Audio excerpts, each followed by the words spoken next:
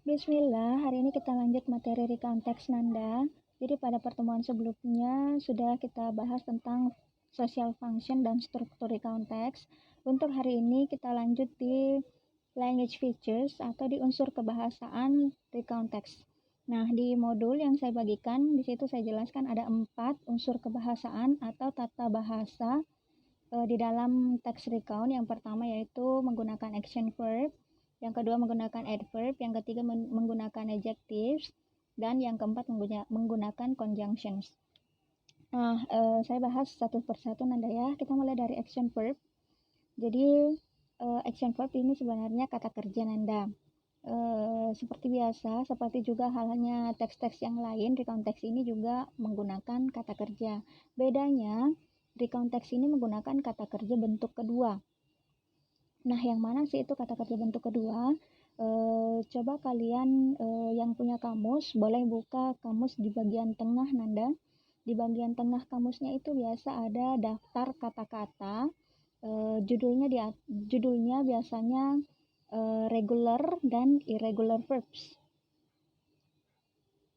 Ya, judulnya regular dan irregular verbs. Nah, untuk bagian pertama, kolom pertama atau kata infinitif itu adalah kata kerja pertama. Kata kerja ini biasanya dipakai untuk kegiatan yang sedang berlangsung. Sementara di bagian kedua, di bagian past, nah inilah yang dinamakan kata kerja bentuk kedua. Kata kerja bentuk kedua inilah yang digunakan di recount text. Sementara di bagian ketiga, participle namanya itu adalah kata kerja ketiga. Ini nanti lain lagi kegunaannya. Kemudian bagian keempat itu meaning adalah arti dari kata-kata daftar kata-kata ini. Nah, jadi untuk recount text, kata yang digunakan adalah daftar kata yang berada di kolom kedua. Inilah yang namanya kata kerja bentuk kedua. Ciri-cirinya biasanya dia berakhiran dengan ed di belakangnya.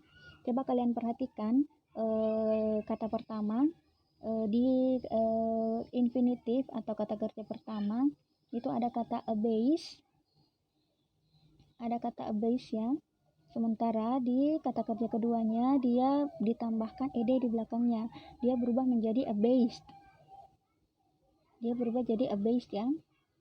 Kemudian ada kata abash, kemudian kata kerja kedua dia berubah menjadi abashed. Kemudian ada kata abate, dia berubah menjadi abated. Kemudian ada kata abbreviate. Nah, di kata kerja keduanya dia ditambahkan ed menjadi abbreviated. Jadi ciri-ciri dari kata kerja kedua biasanya dia berakhiran ed di belakangnya. Tapi tidak semua kata dalam bahasa Inggris atau kata kerja kedua dalam bahasa Inggris ini berakhiran ed. Ada juga kata yang tidak berakhiran ed tetapi bentuknya berubah atau bahkan tidak berubah dari kata kerja pertama. Untuk yang berakhiran ed dia dinamakan kata kerja regular atau kata kerja beraturan. Dikatakan beraturan karena perubahannya hanya ditambahkan ed saja. Di kata kerja kedua dan kata kerja ketiga dia cuma ditambahkan ed. Nah, ada juga kata kerja yang dinamakan kata kerja tidak beraturan.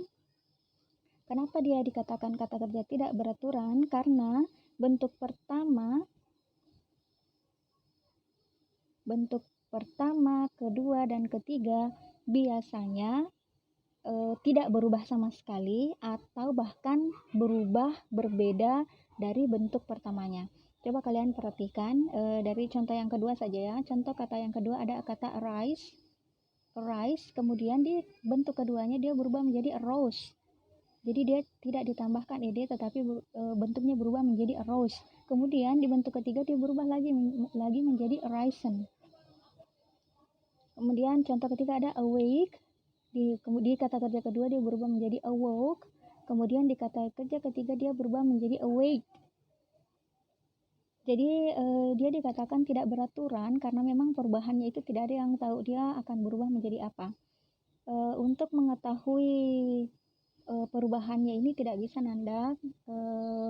Kalian hanya perlu banyak-banyak latihan atau banyak-banyak menghafal kosakata irregular. Nah,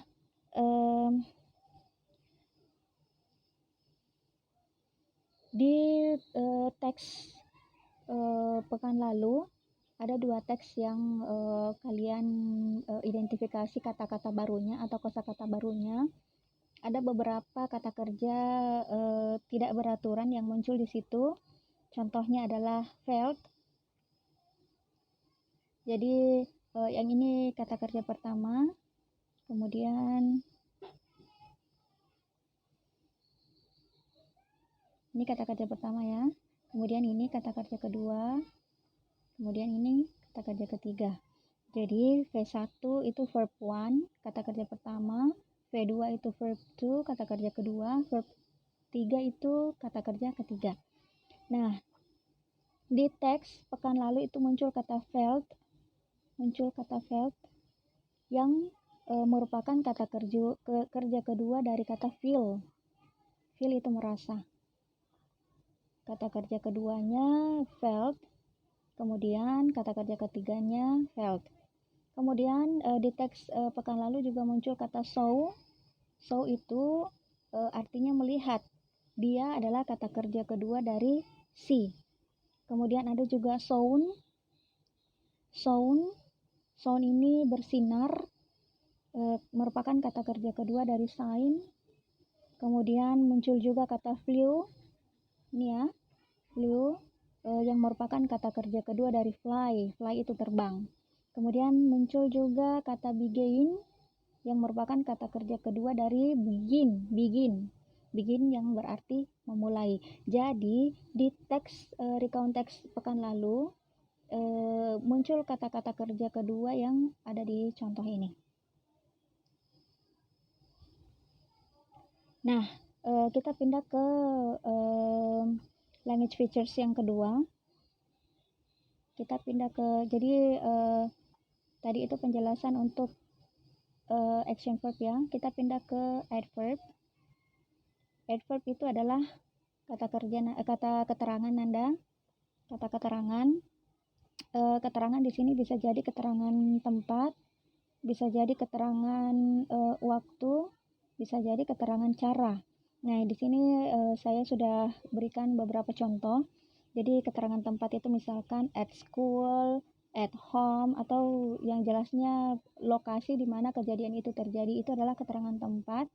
Kemudian keterangan waktu adalah waktu kejadian peristiwa itu terjadi.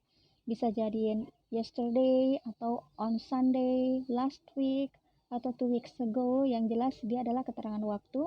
Bisa juga berupa jam. Kemudian keterangan cara. Keterangan cara biasanya ciri-cirinya diakhiri dengan kata ly di belakangnya atau lili. Contohnya immediately dengan segera, slowly dengan lambat, softly dengan lembut. Ya, pokoknya untuk kata keterangan cara ini biasanya dia diakhiri dengan kata ly atau li.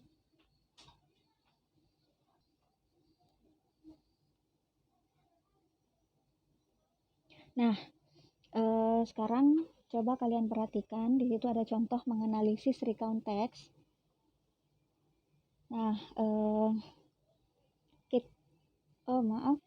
kita pindah ke bagian kedua Nanda ya, masih ada ternyata. Ya, adjektif. Adjektif ini kata sifat, sebenarnya sudah dijelaskan di materi sebelumnya di non praise. Kata sifat ya, adjektif seperti misalkan bersedih, bahagia, ini sudah dijelaskan pada materi sebelumnya sebenarnya. Kemudian language features atau unsur kebahasan yang terakhir adalah conjunction. Ini kata sambung, kata hubung paragraf, bisa jadi kata dan, kemudian, selanjutnya, setelah itu. Ini juga sudah muncul di materi sebelumnya sebenarnya, jadi tidak saya jelaskan lebih detail lagi. Untuk sekarang kita pindah ke contoh analisis recount text. Nah, kalian bisa lihat yang berwarna ungu ini, kita coba analisis teksnya ya. Oke. Jadi judulnya adalah came late to school, datang terlambat ke sekolah. Nah, Dia mulai dengan last Wednesday.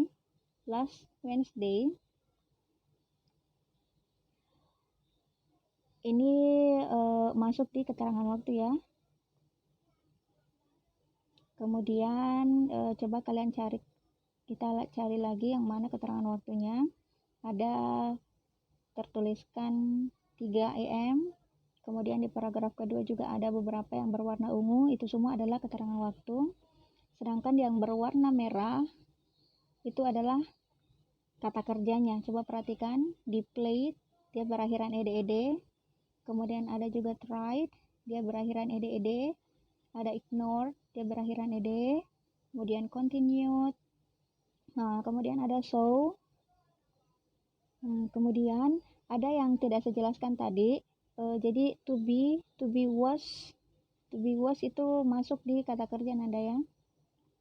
Kemudian yang berwarna hijau ini kata sifat.